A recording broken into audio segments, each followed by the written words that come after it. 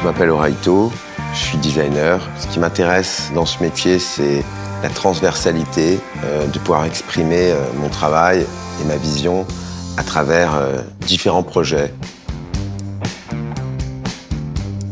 Renault, c'est une marque qui fait partie de la mémoire collective. Étant français, j'ai vraiment grandi avec ce losange, avec le design de ce logo fait par Vasarely, qui est un de mes artistes préférés. J'aime l'idée du savoir-faire, j'aime l'idée de l'histoire, de la légitimité.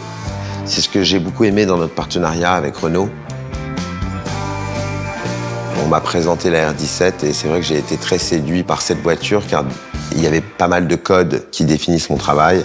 J'ai eu l'occasion de travailler sur des automobiles qui correspondaient à des problématiques, que ce soit une problématique de circulation, de taille, de mobilité. En ce qui concerne ce projet, c'est plus un poème, c'est plus une vision artistique, presque je dirais cinématographique de l'automobile. Ce qui m'intéressait dans ce programme Resto Mode, c'est vraiment l'idée de revisiter une icône. Pour moi, le challenge, c'était de la rendre encore plus monobloc que ce qu'elle n'était, d'essayer d'harmoniser les volumes, les différentes parties de la voiture. Au-delà du design, nous avons également étendu le concept du Resto Mode au moteur avec une solution 100% électrique, performante et dans l'air du temps. Je partais d'une bonne base quand même, c'est-à-dire que la base de la R17 est très intéressante. Je retrouvais mes codes déjà dedans. Donc il y avait juste à les simplifier, les magnifier, parfois les isoler, parfois les lier, parfois essayer d'enlever quelques éléments pour que ce soit plus qu'un élément. Donc de raccorder certaines fonctions, le tableau de bord, le volant, et un travail aussi sur les matériaux qui était cohérent avec mon univers et mon univers architectural.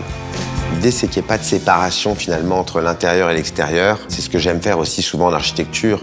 Donc l'intérieur s'inspire vraiment de l'univers du salon finalement. On l'a rendu beaucoup plus domestique, moins automobile. C'était une première, j'ai adoré collaborer avec les équipes de chez Renault. C'est un travail d'équipe, mais là, c'est des grosses équipes. Il y a eu tout de suite une compréhension, une vision commune. Collaborer avec les équipes de Sandip qui modélisaient limite en temps réel toutes mes idées. C'est-à-dire que j'ai envoyé 2 croquis et 2 minutes après, j'avais déjà les pièces qui étaient modélisées. Cette voiture m'a inspiré très rapidement. Et Gilles a adhéré, je dirais, de manière quasi automatique à la vision que j'avais sur cette voiture. Une voiture, ça peut prendre des années. Là, on est sur un temps de 6 mois. Il y a tout ce travail de réflexion et il y a aussi ce travail de peur où on se dit est-ce que c'est le bon choix? Là, on n'a pas ce temps-là. Donc, il faut pouvoir être assez direct et c'est assez stimulant comme manière de travailler. C'est la voiture d'un James Bond, mais un peu plus fun, un peu peut-être décalé, peut-être un James Bond qui porterait des pattes d'F et des chemises à fleurs. Donc ça serait peut-être plus Austin Power en fait.